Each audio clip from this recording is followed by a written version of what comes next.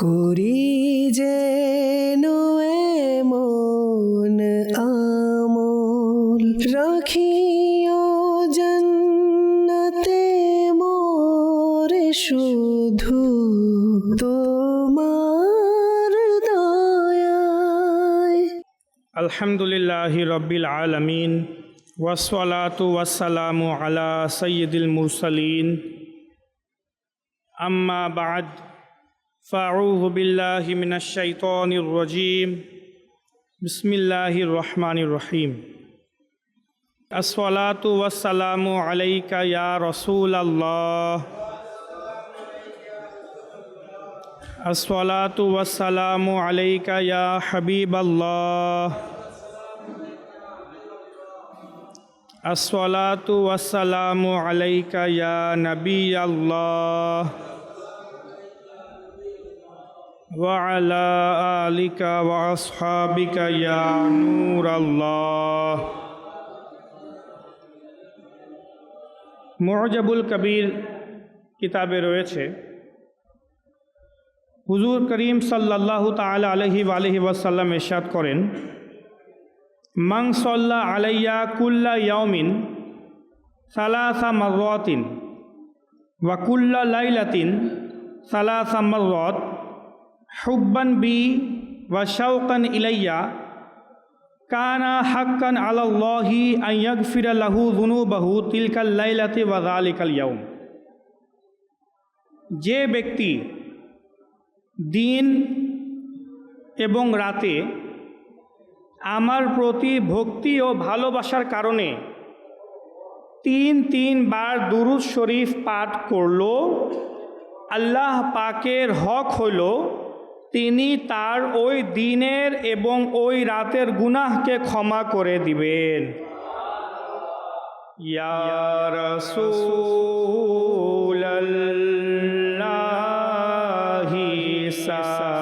সালামুন আলাইক ইয়া হাবিবাল্লাহি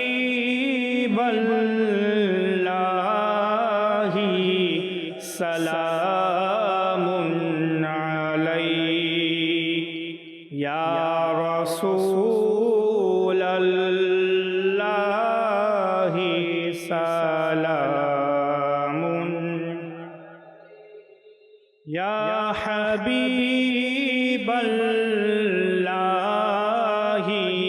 সালামুন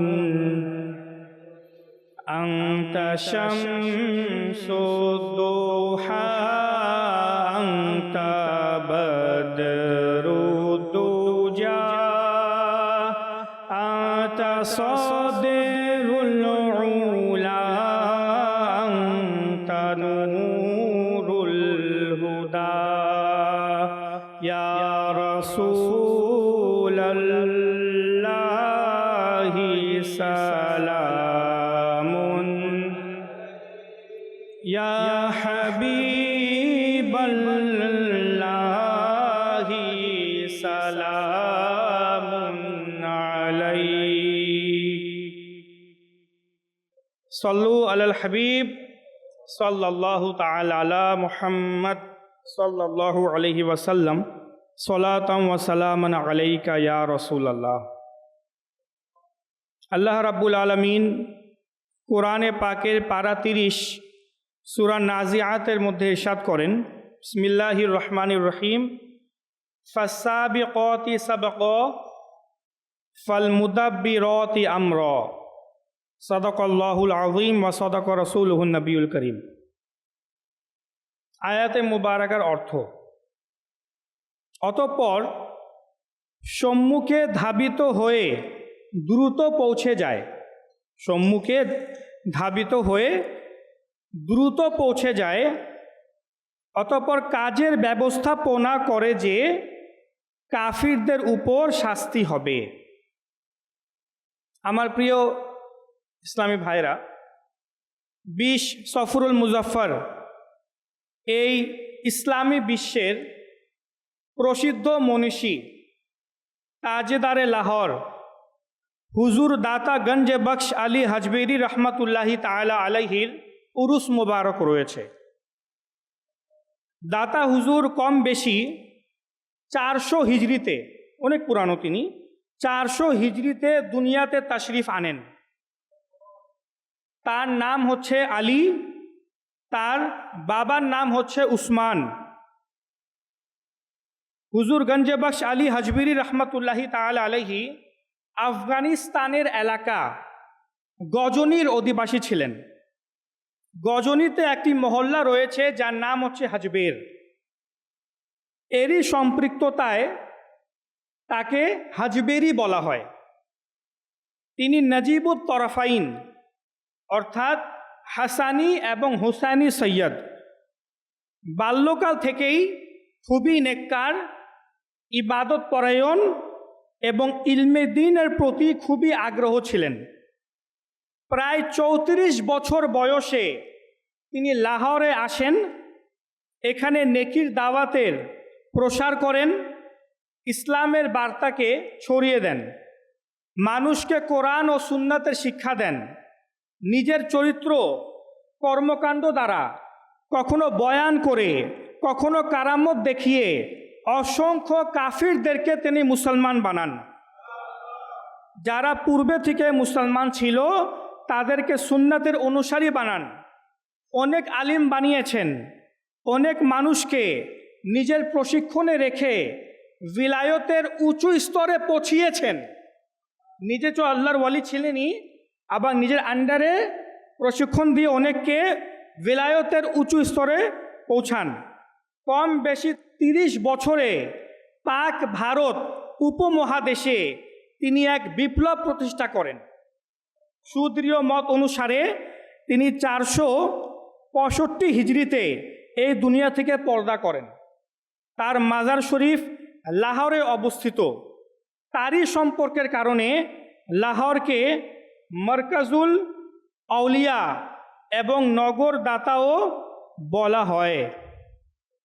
প্রিয় ইসলামী ভাইরা, আলহামদুলিল্লাহ, হুজুর দাতা গঞ্জে বখশ আলী হাজবিরি রহমতুল্লাহি তাআলা আলাইহি ওলিয়ে কামিল ছিলেন এবং তার ফয়েজের সমুদ্র আজও বহমান রয়েছে।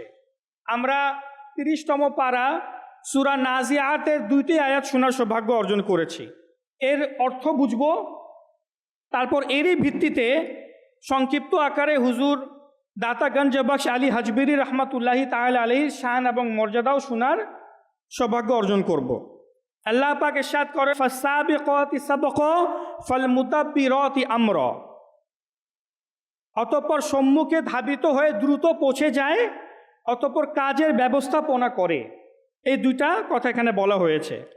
মূলত সূরা নাজিআতের শুরুতে আল্লাহ রাব্বুল আলামিন 5টি গুণাবলী বয়ান করেছেন, যেগুলোর শপথ আল্লাহ পাক গ্রহণ করেছেন। সেগুলোর মধ্যে থেকে 2টি গুণাবলী আমরা শুনব। ইরশাদ করেন, সম্মুখে অগ্রগামীদের শপথ। যারা আল্লাহর নৈকট্য পাওয়ার জন্য অগ্রগামী হয়, অন্যদের তুলনায় যারা আল্লাহর নৈকট্য পাওয়ার ক্ষেত্রে অগ্রগামী, তাদের শপথ। এবং যারা পুরো পৃথিবীর শৃঙ্খলা পরিচালনাকারী, তাদেরও শপথ। আল্লাহ তাআলা বলছেন, যারা এই সম্পূর্ণ পৃথিবী পরিচালনা করছে তাদের শপথ। বিষয়টা একটু কেমন না? পরিচালনাকারী তো আল্লাহ রাব্বুল আলামিন, সব কিছুর পরিচালনাকারী কে? সব কিছু শৃঙ্খলা বজায় রেখেছেন কে? আল্লাহ রাব্বুল আলামিন। তো পুরো পৃথিবী আল্লাহ তাআলা পরিচালনা করেন। তার শান এটা যে আল্লাহ রাব্বুল আলামিন কোন বলে হাজার হাজার পৃথিবী সৃষ্টি করতে পারেন। তিনি কারো মুখাপেক্ষী নন, সবাই তারই মুখাপেক্ষী। কিন্তু আল্লাহ পাক নিজের কানুন দ্বারা পন্থা বানিয়েছেন যে কাউকে পৃথিবীর নিয়ম কানুন দেখাশোনার দায়িত্ব দিয়েছেন। যেমন ফেরেশতাদেরকে বিভিন্ন দায়িত্ব দেওয়া হয়েছে। কোনো ফেরেশতা বৃষ্টি বর্ষণের দায়িত্ব দেওয়া হয়েছে কোনো ফেরেশতাকে, আবার কোনো ফেরেশতাকে মানুষের বা জীবন্ত জিনিসের রূহ কবজ করার দায়িত্ব দেওয়া হয়েছে, কাউকে পাহাড়ের দায়িত্ব দেওয়া হয়েছে, কাউকে সমুদ্রের দায়িত্ব দেওয়া হয়েছে এবং কাউকে সাগরের দায়িত্ব দেওয়া হয়েছে। মোট কথা, আল্লাহ পাকের নীতি হইল তিনি যেমন ইচ্ছা তেমনই করতে পারেন। আল্লাহ রাব্বুল আলামিন স্বয়ং তিনি সব কিছু পরিচালনা করেন, সব কিছুর মালিক। কিন্তু আবার আল্লাহ রাব্বুল আলামিনেরই ইচ্ছা যে এই দায়িত্বকে বন্টন করে দেওয়া, এই বিশ্বকে পরিচালনা করার জন্য নিজের কিছু বান্দাদেরকে খাস করে নেওয়া, নিযুক্ত করে নেওয়া, যে যারা এইসব কাজ করবে, আর তাদেরই শপথ আল্লাহ রাব্বুল আলামিন কোরআনে পাকে করেছেন। এখন প্রশ্ন হলো যে ওই সকল বান্দা কারা যারা দ্রুত অগ্রগামী? এখানে আল্লাহ তাআলা দুইটি বিষয় শপথ করেছেন, যে তাদের শপথ যারা দ্রুত অগ্রগামী, আর তাদের শপথ যারা কাজের ব্যবস্থাপনা করে, এই বিশ্বকে পরিচালনা করে, তাদের শপথ। এখন প্রশ্ন হচ্ছে এরা কারা যাদের আল্লাহ পাক শপথ করেছেন? তারা কারা যারা সম্মুখে অগ্রগামী? তারা কারা যাদেরকে আল্লাহ পাক পৃথিবী দেখাশোনা করার দায়িত্ব দিয়েছেন? এর উত্তরে বিখ্যাত মুফাসসির ইমাম ফখরুদ্দিন রাজি রহমতুল্লাহি তাআলা আলাইহি, আল্লামা মাহমুদ আলুসি, আল্লামা বাইজাবি রাহিমাহুল্লাহ আলাইহিম, এরা এমন এমন মুনিশি, এমন বিখ্যাত মুফাসসির যারা 100-200 বছর আগেকারও নয়, বরং 1000 বছর পূর্বেকার, কেউ 700-800 বছর পূর্বেকার বড় বড় মুফাসসির, যাদের কিতাবাতি আজকের আলিম ওলেমারা স্টাডি করে নিজেদেরকে মুফাসসির আলিম দাবি করে। তাদের কিতাবাদি না পড়লে কেউ মুফাসসিরই হতে পারবে না। ওই ইমাম ফখরুদ্দিন রাজি, মাহমুদ আলুসি, ইমাম বাইজাবি, তার তাফসিরে বাইজাবি প্রত্যেক ইসলামিক ইউনিভার্সিটিগুলোতে পড়ানো হয়। তিনি বলেন এর দ্বারা উদ্দেশ্য যে এই বিশ্বকে পরিচালনা করা, যারা পরিচালনা করে তাদের শপথ যে আল্লাহ তাআলা নিয়েছেন, এর দ্বারা উদ্দেশ্য হচ্ছে ওই সকল অলিয়ায়ে কেরামের পবিত্র রূহ, ওই সকল অলিয়ায়ে কেরামের পবিত্র রূহ হইতে পারে যারা দুনিয়াতে আল্লাহ পাকের নৈকট্যের আগ্রহী থাকতো, অতঃপর যেই মাত্র তাদের রূহ শরীর থেকে আলাদা হয়ে যায়, তখন দ্রুততার সাথে আল্লাহ পাকের নৈকট্যের দিকে তারা অগ্রসর হয়। সুতরাং এরাই সম্মুখে অগ্রগামী। কোরআনে পাকে যে সম্মুখে অগ্রগামী বলা হয়েছে, এরাই সম্মুখে অগ্রগামী। এরপর আল্লাহ পাক যেভাবে ফেরেশতাদেরকে বিভিন্ন দায়িত্ব দিয়ে রেখেছেন, ঠিক সেভাবে এই সকল অলিয়ায়ে কেরামের পবিত্র আত্মাগুলোকেও, পবিত্র রূহগুলোকেও বিভিন্ন কাজের ডিউটি দিয়ে রেখেছেন। এইগুলো সেই পবিত্র রূহ। আর এই যে আমি যা বললাম, এটা তাফসিরে বেজাভির একটি টিকার বাংলা, এটা আমি নিজে থেকে বলছি না, তাফসিরে বেজাভির মধ্যে তিনি যে লিখেছেন ওটারই বাংলা আমি ট্রান্সলেট শুধু করে শোনালাম। যেগুলো শপথ আল্লাহ পাক কোরআনে পাকে নিয়েছেন, এইগুলা দ্বারা উদ্দেশ্য অলিয়ায়ে কামিলিনের পবিত্র আত্মা এবং ফেরেশতারা।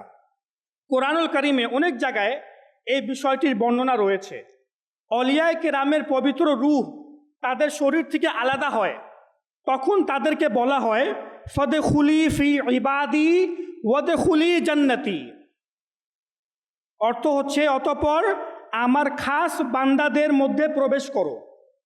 অলিয়ায়ে কামিলিনদের রূহ যখন বের হয়, তখন আল্লাহ তাআলা ঘোষণা দেন যে হে আমার অলি ওয়ালি, হে আমার নেককার বান্দা, আমার খাস বান্দাদের অন্তর্ভুক্ত হয়ে যাও এবং জান্নাতে এসো, জান্নাতে প্রবেশ করো।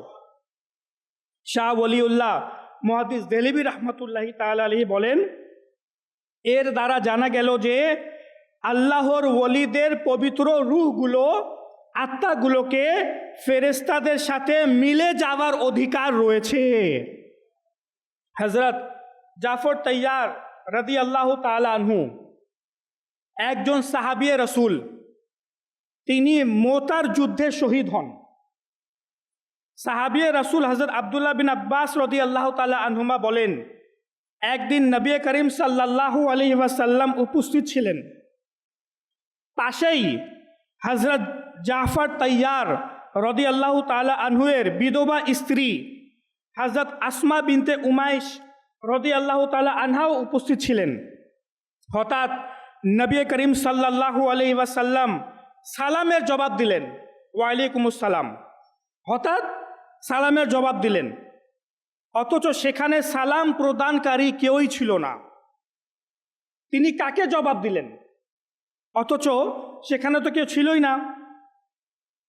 তো তিনি নিজেই এর উত্তর প্রদান করতে গিয়ে বলেন, হে আসমা, এই হলো জাফর, যে হযরত জিব্রাইল ও মিকাইল আলাইহিস সালামের সাথে যাচ্ছে। তারা আমাকে সালাম দিল, আর জাফর আমাকে বলল যে যুদ্ধের সময় আমার শরীরে ৭৩টি আঘাত লেগেছে। আমি ইসলামের পতাকা ডান হাতে নিলাম, আমার সেই ডান হাত কেটে গেল। এরপর আমি ইসলামের পতাকা বাম হাতে নিলাম, আমার সেই হাতও কেটে দিল। আল্লাহ পাক ওই হাত দ্বয়ের স্থলে আমাকে 2টি ডানা দান করেছেন, যেগুলোর মাধ্যমে আমি ফেরেশতাদের সাথে উড়ে উড়ে বেড়াই, যেখানে ইচ্ছা হয় সেখানে অবতরণ করি। এটা মুস্তাদরাকের হাদিস, ইমাম হাকিম রিওয়ায়াত করেছেন, সহিহ হাদিস। ইমাম হাকিম মুস্তাদরাকের মধ্যে রিওয়ায়াত করেছেন অন্য একটা হাদিসে যে নবী করিম সাল্লাল্লাহু আলাইহি ওয়াসাল্লাম ইরশাদ করেন, এক রাতে আমি জাফরকে দেখলাম, তার 2টি ডানা ছিল এবং সে ফেরেশতাদের একটি দলের সাথে উড়ে উড়ে যাচ্ছিল। সাধারণ কোনো মানুষ যখন মৃত্যুবরণ করে তখন তাকে কবরে দাফন করে দেওয়া হয়, কিন্তু আল্লাহ রাব্বুল আলামিনের যারা নেককার বান্দা, তাদের পবিত্র আত্মাকে আল্লাহ তাবারাকা ওয়া তাআলা অনেক রকমের স্বাধীনতা দিয়ে থাকেন, বিভিন্ন রকমের স্বাধীনতা দেন। আর আরও বেশি খাস বান্দাদেরকে তো বিভিন্ন পৃথিবী পরিচালনার বিশেষ ডিউটিও দিয়ে থাকেন, যে তোমাদের কাজ হচ্ছে, তোমাদের কাছে যখন আমার সাধারণ মুসলমান বান্দারা সাহায্য চাওয়ার জন্য আসবে, তোমরা তোমাদের মাজারে বসে তাদের সাহায্য করবে। এই অথরিটি আল্লাহ রাব্বুল আলামিন তাদেরকে দিয়ে থাকেন। বিষয়টা এমনই বুঝে নেন যে একটা হাসপাতালের মধ্যে ডাক্তার আছে, মুসলমানেরা কি আল্লাহ বিশ্বাসী যারা ডাক্তারের কাছে যায় না চিকিৎসার জন্য?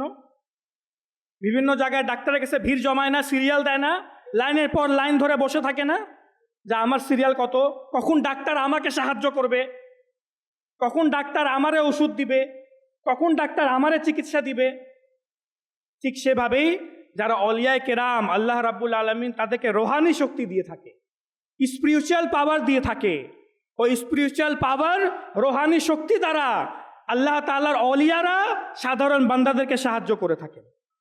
প্রতীয়মান হলো যে আল্লাহ পাকের নেককার বান্দা অলিয়ায়ে কেরাম যখন এই দুনিয়া থেকে বিদায় নেন, তাদের আত্মা, তাদের রূহ শরীর থেকে তো আলাদা হয়। তো এমন নয় যে মাযআল্লাহ তারা মৃত্যুবরণ করে বিলীন হয়ে গেছে, না না, তারা জীবিত, তাদেরকে বিভিন্ন দায়িত্বও দেওয়া হয়। আলহামদুলিল্লাহ, কোরআনে পাক ও হাদিস দ্বারা বুঝতে পারলাম যে অলিয়ায়ে কেরাম আপন আপন মাজারে পাকে জীবিত রয়েছেন, তাদের রূহ সমূহ বিভিন্ন কাজে দায়িত্ব পালন করে থাকেন। সেগুলোর মধ্যে হইতে একটি কাজ হইল তাদের প্রতি ভক্তি ও ভালোবাসা পোষণকারীদের সাহায্য করা। আলহামদুলিল্লাহ, হুজুর দাতে গঞ্জবাক্স আলী হাজবিরি রহমাতুল্লাহি তাআলা আলাইহি ওলিয়ে কামিল ছিলেন, যার আলোচনা আমরা শুনেছি। সৈয়দ জাদাও ছিলেন, অনেক বড় আলিমে দিনও ছিলেন, বেলায়াতের সর্বোচ্চ চূড়ায়ও পৌঁছে গিয়েছিলেন। তিনিও তার মাজারে পাকে জীবিত রয়েছেন। ইচ্ছা করলে তার আশিকদেরকে দিদার দ্বারাও ধন্য করতে পারেন, এবং আল্লাহ পাকের দয়ায় এবং তার প্রদত্ত ক্ষমতায় যারা তাকে ভালোবাসে তাদের সমস্যার সমাধানও করতে পারেন। হযরত মুজাদ্দিদ আল-ফিসানি রহমাতুল্লাহি তাআলা আলাইহি মুজাদ্দিদ ছিলেন, ভারত উপমহাদেশের আগমন ছিলেন। আমার মতে, তিনি বলেন, আমার মতে লাহোর শহর হইল পাক ভারত উপমহাদেশের সমস্ত শহরের কুতুব। এই শহরের কল্যাণ ও বরকত পাক ভারত উপমহাদেশের সমস্ত শহরে সমস্ত অলিয়ায়ে কিরামের নিকট বিস্তৃত রয়েছে। বাবা গোলাম ফরিদ বটালভি রহমাতুল্লাহি তাআলা আলাইহি অতীতের একজন বুজুর্গ ছিলেন, খুব বেশি পুরাতন নয়। তার অন্তরে একটি ইচ্ছা ছিল যে কোনোভাবে আল্লাহ পাকের নৈকট্য হাসিল করা। পূর্বেকার বান্দাদের মন মানসিকতা, মুসলমানদের মন মানসিকতা এমনই ছিল, তারা আল্লাহ পাকের নৈকট্য কিভাবে অর্জন করবে এই চিন্তায় থাকতেন। বাতিনের অর্থাৎ অভ্যন্তরীণ স্বচ্ছতা করতে হবে এবং অন্তরের দরজা খুলতে হবে, এই ইচ্ছা নিয়ে তিনি ইবাদত করতেন। রিয়াজত করতেন, বুজুর্গদের খিদমতে উপস্থিত হইতেন, কিন্তু যে উদ্দেশ্য ছিল তা হাসিল হলো না।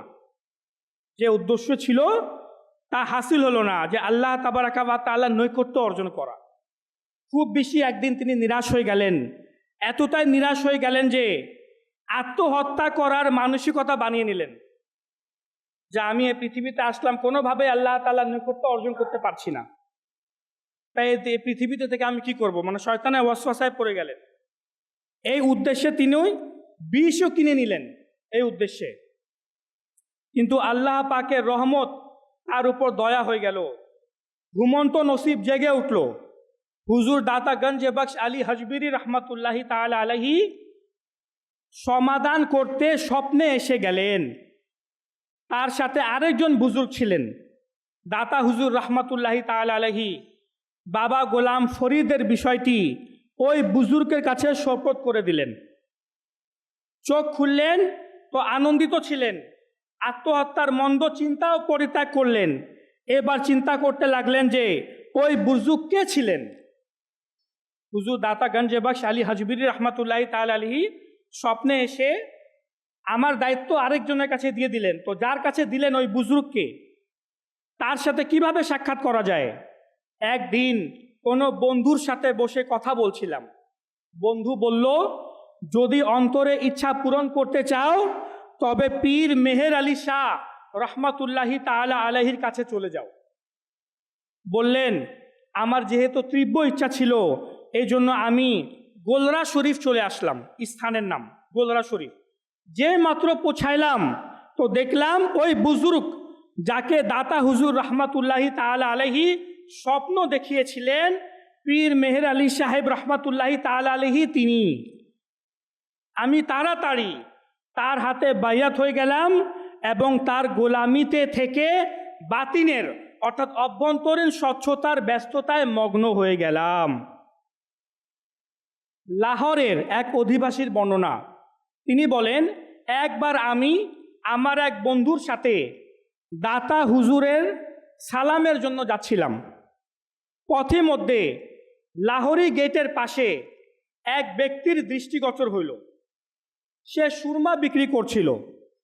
আমার বন্ধু ওই বৃদ্ধ লোকটির দিকে ইশারা করে বলল, এই লোকটি দাতা হুজুর রহমতুল্লাহি তাআলা আলাইহি এর জীবন্ত কারামত।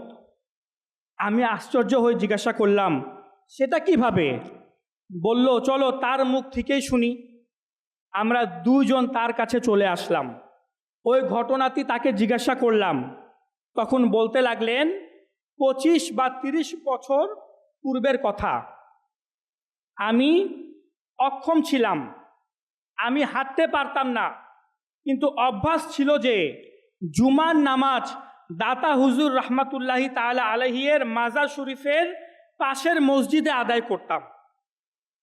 আমার ছেলে আমাকে নিয়ে যেত, পুনরায় নিয়ে আসতো। একদিন জুমা পড়ার জন্য মসজিদে উপস্থিত হইলাম। ইকামত বলা হচ্ছিল। আমি দেখলাম একজন নুরানি চেহারার অধিকারী বুজুর্গ আমার পাশেই দাঁড়ানো ছিল। তিনি বললেন, তুমি দাঁড়াচ্ছ না কেন? আমি বললাম, আমি অক্ষম, আমি হাঁটতে পারি না। ওই বুজুর্গ জোর করে আমার বাহু ধরে বললেন, আরে উঠো, নামাজ পড়ো দাঁড়িয়ে, তুমি একেবারে সুস্থ। তিনি যেই আমাকে উঠাইলেন তখনই আমি উঠে দাঁড়িয়ে গেলাম। মনে হলো যেন আমার পা কখনো অসুস্থই ছিল না। নামাজের পর আমি ওই বুজুর্গকে অনেক খুঁজলাম, কিন্তু খুঁজে পেলাম না। তো আমার তীব্র ধারণা যে তিনি হুজুর দাতা গঞ্জ বখশ আলী হাজবিরি রহমতুল্লাহি তাআলা আলাইহি ছিলেন। এইভাবে অসংখ্য কারামত হুজুর দাতা গঞ্জ বখশ আলী হাজবিরি রহমতুল্লাহি তাআলা আলাইহির পর্দা করার পর প্রকাশ পেয়েছে। মোল্লা জামাল তালভি হলেন একজন নেককার বুজুর্গ, লাহোরের অধিবাসী। দাতা হুজুর রহমতুল্লাহি তাআলা আলাইহির প্রতি তার অনেক ভক্তি ছিল। একাধারে 12 বছর পর্যন্ত দাতা হুজুরের দরবারে সালামির জন্য যাওয়া তার আমল ছিল।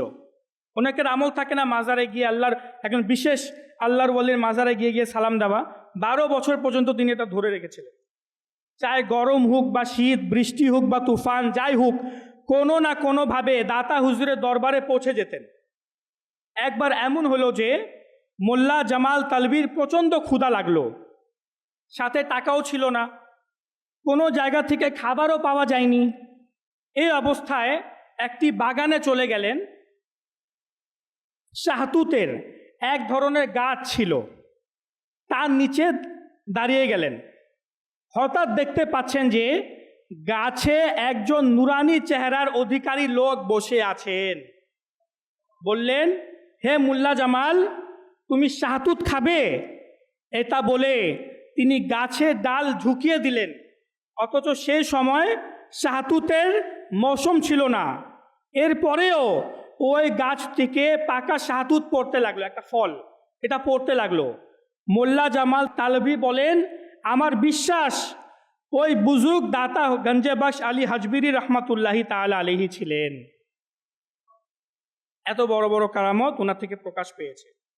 আমরা আয়াতে কারিমা শুনেছিলাম একদম প্রথমে যে আল্লাহ পাক ইরশাদ করেন, ফাল মুদাব্বিরাতি আমর, অতঃপর কাজের ব্যবস্থাপনা করে যারা, তাদের শপথ। এ প্রসঙ্গে ইমাম ফখরুদ্দিন রাজি রহমাতুল্লাহি তাআলা আলাইহি বলেন, কখনো কখনো অলিয়ায়ে কেরামের পবিত্র রূহ স্বপ্নে এসে অথবা নিজের রোহানি দৃষ্টির মাধ্যমে আমাদের সমস্যার সমাধানও আমাদের শিখিয়ে দেন। কে বলতেছেন এটা? ইমাম ফখরুদ্দিন রাজি রহমাতুল্লাহি তাআলা আলাইহি তাফসিরে কবিরের পারা 30-এর 5 নম্বর টিকায় তিনি এ কথা বলেছেন। দাতা হুজুর রহমাতুল্লাহি তাআলা আলাইহিও তার ভক্তবৃন্দদের বিভিন্নভাবে সাহায্য করতেন। সাল্লু আলাল হাবিব সাল্লাল্লাহু তাআলা আলা মুহাম্মদ সাল্লাল্লাহু তাআলা আলাইহি ওয়া আলিহি ওয়াসাল্লাম। তা আমাদের উচিত যারা আল্লাহ রাব্বুল আলামিনের ওলি, যারা অলিয়া, তাদেরকে মহব্বত করা, তাদেরকে ভালোবাসা, তাদের মাজারে যাওয়া, মাজারে গিয়ে সালাম দেওয়া, তাদের মাজারের ওসিলা নিয়ে আল্লাহ রাব্বুল আলামিনের দরবারে প্রার্থনা করা। আল্লাহ তাবারাকা ওয়া তাআলা এটি অনেক পছন্দ করেন। আজকে অনেকেই বলে থাকে বা এমন কুমন্ত্রণা, শয়তানি কুমন্ত্রণার শিকার হয়, বা আমাদের মাইন্ডে এরকম ওয়াসওয়াসা আসে যে আল্লাহর ওলিদের মাজারে যাওয়া উচিত না, আল্লাহর ওলিদের বা অলিয়ায়ে কেরামের মাজারে গেলে ঈমান থাকবে না, নাউযুবিল্লাহ, বা ঈমান নষ্ট হয়ে যেতে পারে, এটা ঠিক না। ডাক্তারের কাছে যাওয়া ঠিক, নিজের স্ত্রী থেকে হেল্প নেওয়া ঠিক, কিন্তু অলিয়ায়ে কেরামের কাছে সাহায্য চাওয়া ঈমান থাকবে না। এটা একেবারে ভুল একটা কনসেপ্ট। এটা মুসলমানকে বিভ্রান্ত করা এবং ধ্বংস করার মতো কনসেপ্ট। আল্লাহ রাব্বুল আলামিন স্বয়ং নিজেই অলিয়ায়ে কেরামদেরকে এই অথরিটি দিয়েছেন যে তারা ইন্তেকালের পরেও তাদের রোহানি আত্মা দ্বারা সাধারণ মুসলমান জীবিতদের যারা সমস্যার মধ্যে রয়েছে তাদের সমাধান করতে পারে। আর ক্ষমতা যেহেতু আল্লাহ রাব্বুল আলামিন দিয়েছেন, তো এখানে কারো সমস্যা হতে পারে? আচ্ছা, আমরা ডাক্তারের কাছে যে সাহায্য চাই, একটা উদাহরণ দিচ্ছি, ডাক্তারের উদাহরণ। আমরা ডাক্তারের কাছে যে সাহায্য চাই, ডাক্তার কি আল্লাহ তাআলার প্রদত্ত ক্ষমতা ছাড়া আমাদেরকে সাহায্য করে, নাকি স্বয়ং নিজের শক্তি দ্বারা সাহায্য করে? ডাক্তার নিজেও ওষুধ দেওয়ার সময় অনেক সময় বলে যে আল্লাহ চাইলে সুস্থ হয়ে যাবেন। ডাক্তারের ওষুধ দ্বারা, ডাক্তারের চিকিৎসা দ্বারা, কেন ডাক্তার অপারেশন করে, অনেক সময় অপারেশন ফেল হয় না? ডাক্তার তো নিজের ক্ষমতা দ্বারা কিছু করতে পারে না, ডাক্তাররা নিজেরাও বলে এটা। অনেক সময় ডাক্তাররাও হার মেনে যায় যে এরপর এই পেশেন্টকে আমরা কিছু করতে পারবো না। কি হয় না এরকম? আল্লাহ রাব্বুল আলামিনই তো ক্ষমতা দিয়েছেন চিকিৎসা দেওয়ার। তো যে আল্লাহ সাধারণ মানুষকে দিতে পারেন এত ক্ষমতা, সে অলিয়ায়ে কেরামদেরকে দিতে পারেন না? অলিয়ায়ে কেরামের মাজারে যাওয়া, আল্লাহ তাবারাকা ওয়া তাআলা কোরআনে পাকে বলেছেন। অনেক সময় ওয়াসওয়াসা আসতে পারে যে অলিয়ায়ে কেরামের মাজারে যে যাব, তিনি মৃত, ও মৃতর কাছে কি সাহায্য চাবো? সে কি আমার কথা আজও শুনতে পারে? সে কি আমার কথা আদৌ শুনতে পারে? আচ্ছা, আমরা যখন কোনো কবরস্থানের পাশ দিয়ে যাই, তখন আমরা বলি না আসসালামু আলাইকুম ইয়া আহলাল কুবুর? এর মানে কি? হে কবরবাসীরা, তোমাদের উপর শান্তি বর্ষিত হোক। আপনি কবরস্থানে বাইরে দিয়ে সালাম দিয়ে চলে গেলেন, বা কবরস্থানে এখন প্রবেশ করছেন, আর ওই দূর পর্যন্ত কবরস্থান। তা আপনি বলতেছেন হে কবরবাসীরা, আস্তে করে বললেন, হে কবরবাসীরা তোমাদের উপর সালাম বর্ষিত, আপনারা চিৎকার করেও বলছেন না। কিন্তু হাদিসে মুবারাকাতে রয়েছে আপনার ওই সালাম সকল কবরবাসীর কাছে পৌঁছে যাবে। আর কবরবাসীরা সালামের উত্তরও দেয়, কবর থেকে সালামের উত্তরও দেয়। সাধারণ মুসলমান বান্দারা, নেককার হোক গুনাহগার হোক, সে যদি সালামের উত্তর দিতে পারে, তাহলে যারা আল্লাহর ওলি অলিয়া তারা কেন সালামের উত্তর দিতে পারবে না? তারা কেন দিতে পারবে না? আমাদের বাংলাদেশের মধ্যেই যারা অলিয়া কেরামের যা মাজার রয়েছে, তাদের কবরে বা তাদের মাজারে গিয়েও যদি আপনি সালাম দেন, তারা কেন শুনতে পারবে না? এমনকি একটি হাদিসে মুসলিম শরীফে, যখন কোনো সাধারণ মুসলমান বান্দার কবরে গিয়ে আমরা সালাম দেই, ওই সাধারণ বান্দা চিনতেও পারে যে কে এসেছে আমাকে সালাম দেওয়ার জন্য। এজন্য সন্তানদেরকে বলা হয়েছে পিতামাতার কবরে যাওয়া যায়, পিতামাতার কবরে যাওয়া, পিতামাতা খুশি হয়, তাদের আত্মা শান্তি পায়। তাদের কবরে গিয়ে সালাম দেওয়া, সেখানে গিয়ে সূরা ইয়াসিন তেলাওয়াত করা। অনেক সময় হয় বছরের পর বছর হয়ে যায় আমরা বাবা মার কবরে যাই না, এটাও ঠিক না। বাবা মা শান্তি পায়। তো যদি আমাদের বাবা মা সাধারণ মুসলমানেরা আমাদেরকে যদি চিনতে পারে, তো যারা আল্লাহর ওলি অলিয়া তারা কেন চিনতে পারবে না? তো এগুলা ভুল কনসেপ্ট, আমাদের মন মস্তিষ্ককে ছোট করার জন্য, আমাদের ইমানকে দুর্বল করার জন্য এগুলা কথা বিভিন্ন সোশ্যাল মিডিয়াতে বিভিন্ন বয়ানে বলা হয়ে থাকে যে না মাজারে যাওয়া উচিত না, মাজারে গেলে ইমান নষ্ট হয়ে যাবে। অথচ এগুলা ভুল। নিজেও মাজারে যাব, নিজের সন্তানদেরকেও নিয়ে যাব, যাতে করে আমার ইন্তেকালের পর আমার সন্তান মাজারে গিয়ে গিয়ে আমার জন্য মাগফিরাতে দোয়া করে, আল্লাহর ওলির ওসিলায় আমার বাবাকে ক্ষমা করো। না হলে তো আমি এমনও সন্তান দেখেছি, বাবা মা মারা গেছে, চল্লিশাও না, কুলখানিও না, কোনো কিছু না, এগুলা ইসলামের মধ্যে নাই, ইসালে সওয়াব বলে কিছু নাই। আর বছরের পর বছর পরে আছে, প্রথম দিন যে দাফন করে গেল তারপর আর যায়ই না, এমনও হয়েছে। ওয়ালা তাকুলু লিমান ইউকতালু ফি সাবিলিল্লাহি আমওয়াত বাল আহইয়াউন ওয়ালাকিন লা তাশউরুন। যারা আল্লাহ তাআলার রাস্তায় শহীদ হয় তাদেরকে মৃত বলো না, তারা জীবিত, কিন্তু তোমরা বুঝতে পারো না। আল্লাহ রাব্বুল আলামিন বলেছেন তারা জীবিত, তোমরা বুঝতে পারো না। এটা কাদের ব্যাপারে বলছেন? যারা শহীদ হয় আল্লাহ তাআলার রাস্তায়। আর যারা আল্লাহর ওলি, যারা আল্লাহর অলিয়া, তারা নিজেদের আত্মাকে আল্লাহ তাআলার রাস্তায় বিলীন করে শহীদ হয়ে যায়। তারা জীবিত তো থাকে, কিন্তু সারা জীবন নিজের নফসের সাথে যুদ্ধ করতে করতে নিজেকে এমনভাবে বিলীন করে দেয় যে তাদের মর্যাদা শহীদদের চেয়েও বেশি। তো শহীদরা যদি জীবিত থাকে, আল্লাহর অলিয়ারা জীবিত থাকবে না? ইনশাআল্লাহ তাআলা আমরা অলিয়ায়ে কামিলিনদেরকে মহব্বতও করব, অলিয়ায়ে কামিলিনদেরকে ভালোবাসবো। আর এটাই আলহামদুলিল্লাহি আজ্জা ওয়া জাল আমাদের দাওয়াতে ইসলামের উদ্দেশ্য, যে মুসলমানেরা যেন ইসলামের সঠিক কনসেপ্ট সম্পর্কে অবগত হয়। তাই অনুরোধ করব, দাওয়াতে ইসলামীর সাথে আপনারা সকলে সংযুক্ত থাকুন, দাওয়াতে ইসলামীর মদিনী অ্যাক্টিভিটিসের সাথে সংযুক্ত থাকুন। ইনশাআল্লাহ তাআলা যতদিন দাওয়াত ইসলামীর সাথে সম্পৃক্ত থাকবেন, ইলমে দ্বীনও শিখতে থাকবেন, ইসলামের ব্যাপারে হাজারো কনসেপ্ট আমাদের ক্লিয়ার হতে থাকবে। আল্লাহ রাব্বুল আলামিন আমাদেরকে যা শুনেছি উপর আমল করার এবং অপরের নিকট তা পৌঁছানোর তৌফিক দান করুন। আমিন বিজাহিন নবিয়িল আমিন সাল্লাল্লাহু তাআলা আলাইহি ওয়া আলিহি ওয়াসাল্লাম। সাল্লু আলাল হাবিব সাল্লাল্লাহু তাআলা আলা মুহাম্মদ সাল্লাল্লাহু আলাইহি ওয়াসাল্লাম। করি যেন এমন আমল, রাখিও জান্নাতে মোরে শুধু তো